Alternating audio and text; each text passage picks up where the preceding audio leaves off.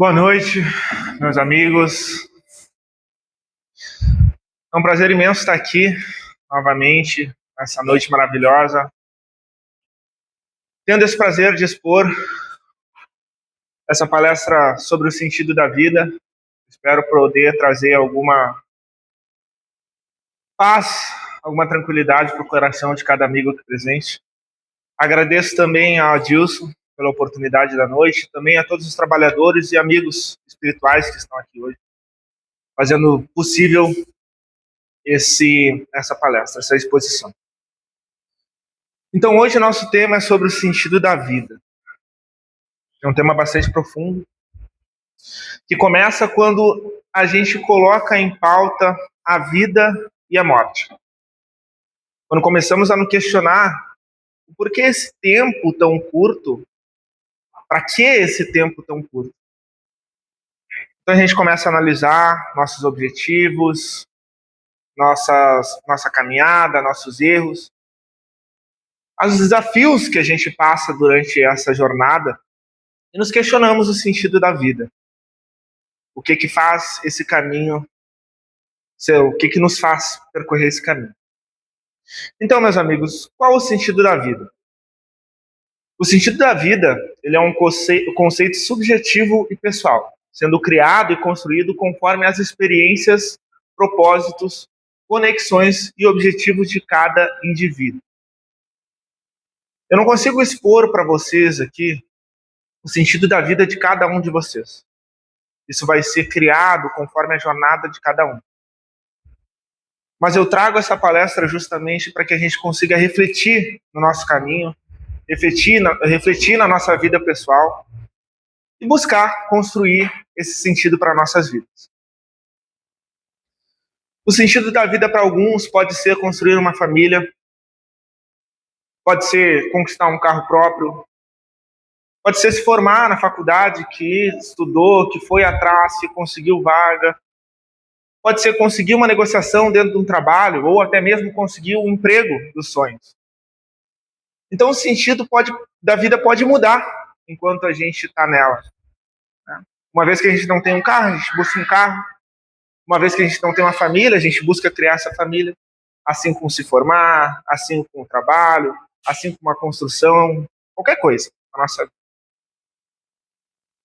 Só que durante essa construção, durante esse percurso, nós nos deparamos com algumas dificuldades. Pode ser ela quando a gente é criança, adolescente, uma prova difícil, uma questão de matemática que a gente não consegue resolver. Pode ser quando a gente tem nossos bens materiais, o assalto, o roubo. A gente perder aquilo que a gente lutou para conquistar. O endividamento, quando a gente faz um planejamento financeiro, mas não dá certo, a gente começa a se embananar ali nas questões financeiras. E até mesmo as dificuldades de relacionamentos, seja eles conjugais, seja eles com amigos, seja eles profissionais. São dificuldades que acontecem durante essa jornada. E a gente começa a se perguntar, por que isso está acontecendo comigo? Entrar num certo desespero. Vou passar a vida toda correndo atrás disso. Eu corro, não alcanço. Até quando vai isso? Até quando vai esse sofrimento? Eu queria saber se isso tudo vai valer a pena. Por que Deus permite que eu sofra isso? Então a gente começa a entrar numa questão de desespero quando a gente começa a pensar muito, muito nisso. E justamente o desespero, ele é sentir-se sem saída, sem esperança, desamparado. Então a gente se vê num caminho que não vai para lugar nenhum. A gente abre a janela, a gente procura opções e dá de cara com uma parede de tijolo. E é a partir disso que eu quero trazer essa calma para dentro de nós nessa exposição. Então, o que a gente faz quando a gente se sente sem saída? O primeiro passo é entender a dor. Não precisa negar, é normal sentir dor. Dentro do espiritismo, a gente aprende que toda dor ela tem uma consequência, ela tem uma causa. E a gente tenta se confortar com isso. E às vezes até fingir E tá tudo bem, porque a gente está pagando algo que, por mais que a gente não entenda, a gente se fez no passado. Só que a gente tem que entender que essa dor ela é real. A gente sente ela. A gente não pode se prender nessa questão de só simplesmente porque eu estou pagando alguma coisa que eu fiz. Não. A gente precisa sentir ela. A gente precisa compreender de onde ela vem. Se é de alguma perda material, alguma preocupação, alguma ansiedade, se é de algum relacionamento que está nos fazendo mal. Essa dor, ela existe. A partir daí, eu preciso me perguntar: eu consigo resolver isso agora? Eu preciso resolver isso agora? Não decida nada no auge. Quando a gente sente aquela angústia, quando a gente sente aquele desespero, quando a gente está no meio de uma discussão, a gente quer tomar aquela decisão por impulso. Calma, meu amigo. Se pergunta: eu preciso resolver isso agora? Eu posso resolver isso agora? Às vezes a gente vai se deitar, vai dormir, fica naquela ansiedade: meu Deus, eu preciso resolver aquele problema. Ali tu não consegue resolver. Relaxa, confia, ora, tenha fé. A fé é um caminho de esperança. É acreditar que nenhum filho de Deus fica desamparado. Por mais que naquele momento a gente tente orar, a gente tenta fazer aquela fé e nada faz sentido, a gente sente que a gente não consegue se conectar, faça, ore, peça. O socorro vai vir, a paz vai vir, a solução vai vir. Mas é importante que tenhamos fé. Nesse sentido, tem uma história que é muito interessante. É um rapaz que ele tem um trabalho e ele acorda de manhã num susto, porque o relógio dele não despertou. Então ele acorda atrasado, atucanado, ele precisa resolver aquela situação, precisa chegar o quanto antes no serviço. Então ele já acorda atrasado. Ele vai procurar a roupa dele de serviço, a roupa está toda amarrotada, ele esqueceu de passar no dia anterior. Vai ter que passar a roupa. Atrasado, a correria. Vai tomar o café da manhã, faz o café correndo, toma o café correndo, sai para pegar a chave, para entrar no carro, cadê a chave? Não encontra a chave. Começa a espraguejar, começa a achar aquilo, por que Deus faz isso comigo? Por que hoje eu preciso estar na reunião, eu estou atrasado, eu não acho minha chave? Acha a bendita chave. Chega no carro, vai ligar o carro não pega. Começa a espraguejar de novo, o que eu vou fazer? Chama um Uber, ou de Uber. Vem o Uber, tem uma tranqueira. Demora uns 20 minutos a mais na tranqueira, chega no trabalho, fica nada atrasado, 1 hora atrasado, faz o trabalho. Final do dia o chefe chega: pô, fulano, você atrasou hoje, né? Chama a atenção dele. E ele já fica revoltado, volta para casa espraguejando, ele chega em casa, senta no sofá, liga a TV, noticiário passando. E naquele dia, de manhã, teve um acidente. No horário que ele estaria na estrada, na rua que ele passa. E aí ele começa a refletir, a pensar: pô, mas se eu não tivesse acordado atrasado, se eu não tivesse que passar minha roupa, se o meu carro pegasse, eu estaria ali naquele momento. E eu estaria naquele acidente. Eu poderia ter sido vítima daquele acidente. Então, a gente precisa trabalhar essa questão de confiar, de ter uma coisa que é muito importante, que é a paciência. Ter paciência. Se a gente começa a analisar a nossa vida, a gente começa a perceber que a obra de Deus tem paciência em tudo. Tudo. O próprio passarinho, a gente vê essa mãe com os filhotinhos dele. Ela teve que buscar galho por galho para fazer esse ninho. Fez o ninho. Teve que passar pelos sofrimentos, pôr os ovos, passar aquele jejum, porque ela fica ali protegendo, fica tucanada, às vezes não come. Os filhotinhos nascem, ela tem que buscar comida para eles. Muitas vezes sofre algum machucado, bate em algum vidro de prédio espelhado, mas ela passa por todo esse processo de paciência. Às vezes não consegue o alimento, os bichinhos chorando, ela vai atrás, mas ela tem paciência, ela tem resiliência, ela busca o que ela quer com paciência. Quem nunca viu uma imagem dessa? Uma árvore cortada por inteiro, começa a brotar. ela começa a brotar. Porque por mais que tenham tirado todos aqueles 100 anos que ela demorou para se erguer, ela tem paciência. Ela entende que ela pode voltar a crescer de novo. Tenhamos esperança, tenhamos paciência na nossa vida. Por que a gente não pode, daqui a pouco, perder o emprego e voltar a construir a nossa carreira? Perder nossa oportunidade de estudos e dali a 20, 30 anos voltar a estudar? Por que não? A esperança, a paciência.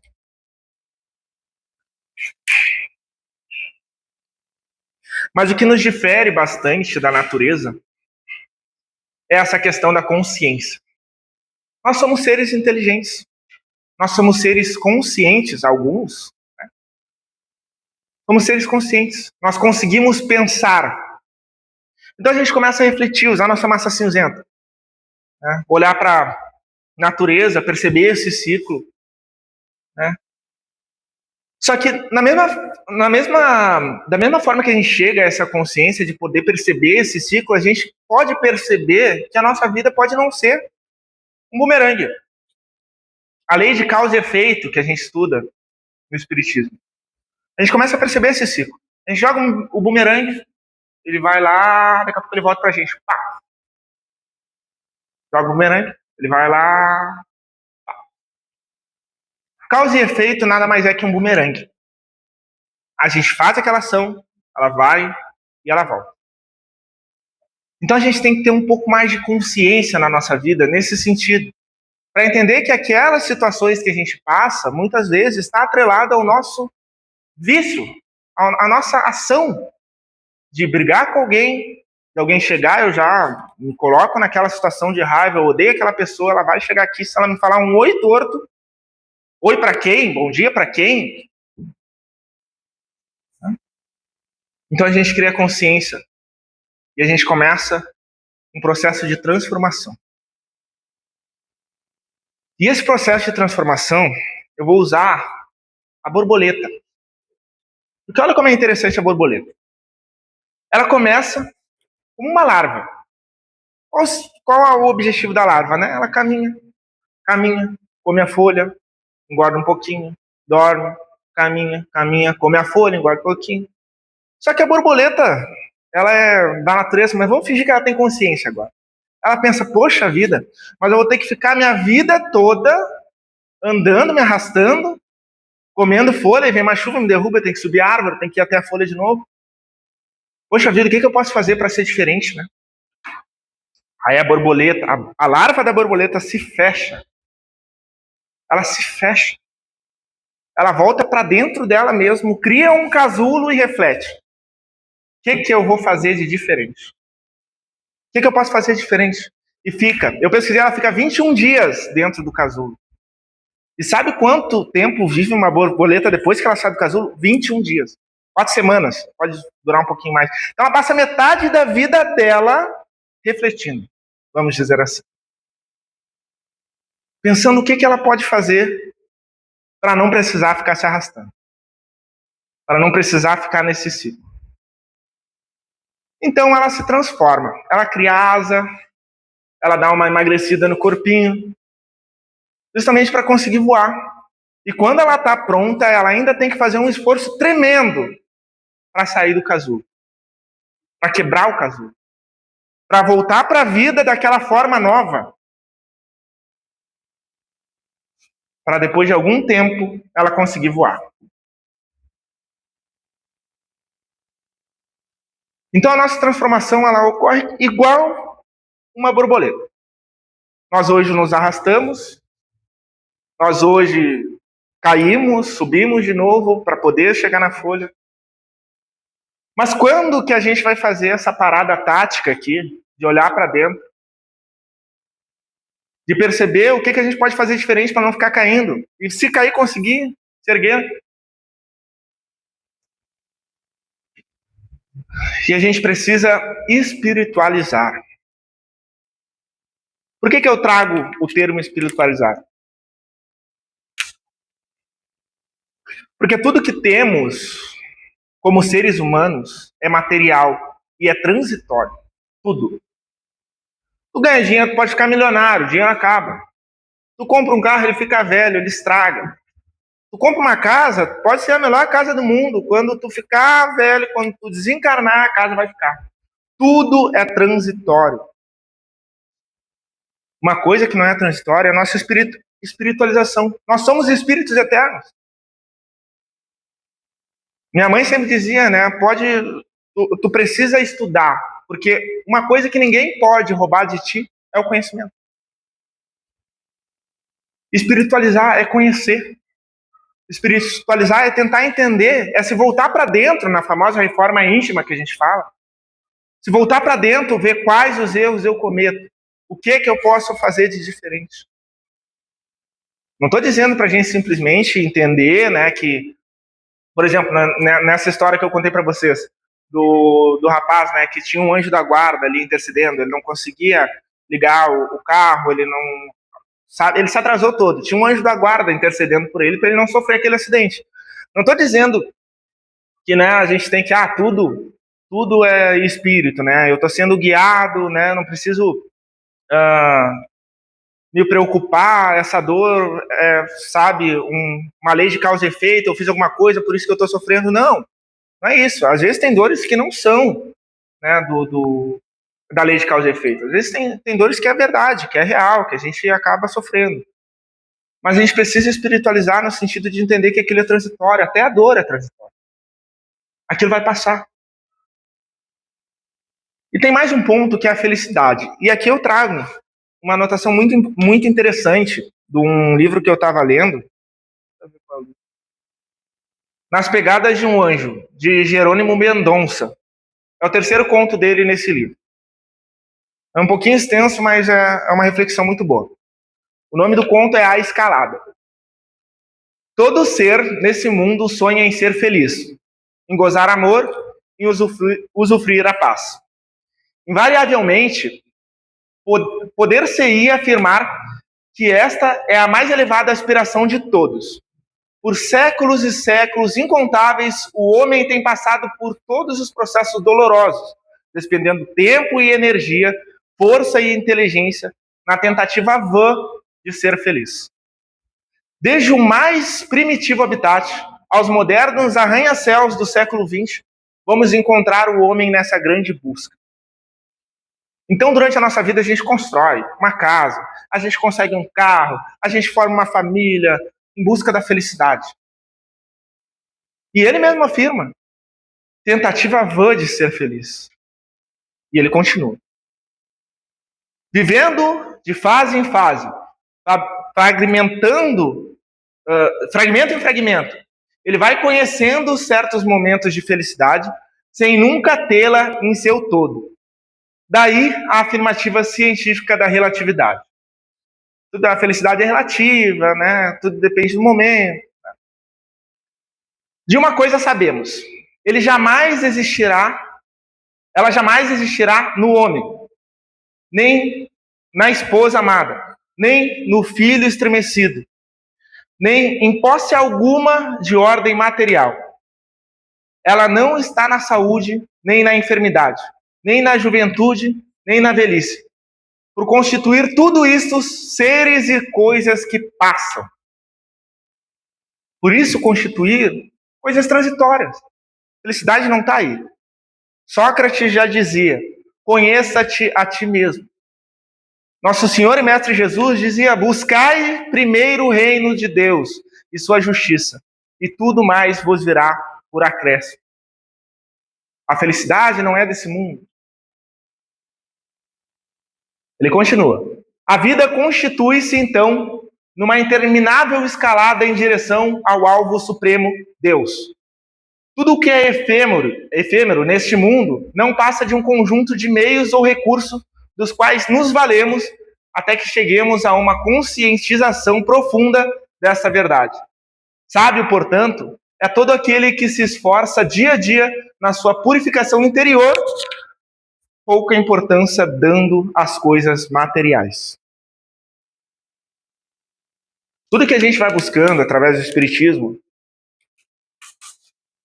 através de uma fé em geral, nos traz a felicidade, não sendo uma coisa daqui. Né? Nos traz a felicidade sendo no reino de Deus, sendo, né, em outras religiões, estar em contato com algum outro espírito. Então a felicidade ela não é daqui. E a conclusão que eu trago é essa. A vida ela é um sistema perfeito de aprimoramento, transformando cada momento, cada relação e toda a sua beleza em uma herança eterna do amor de Deus.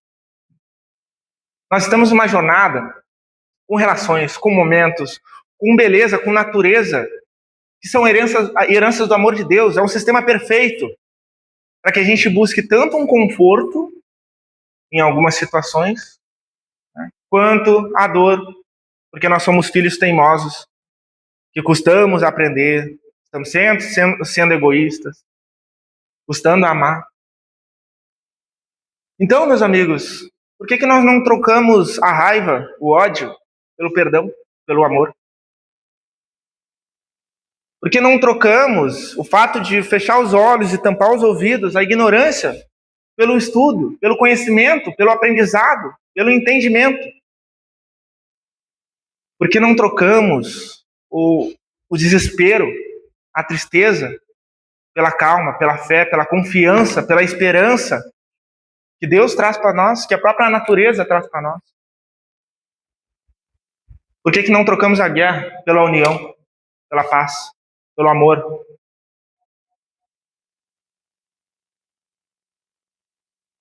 Então é esse o sentido da vida. É sobre refletir, sobre olhar para dentro, sobre entender os percalços que a gente passa, por que a gente passa eles e como que a gente se transforma numa borboleta. Era isso, meus amigos, que eu tinha a apresentar para vocês. Muito obrigado.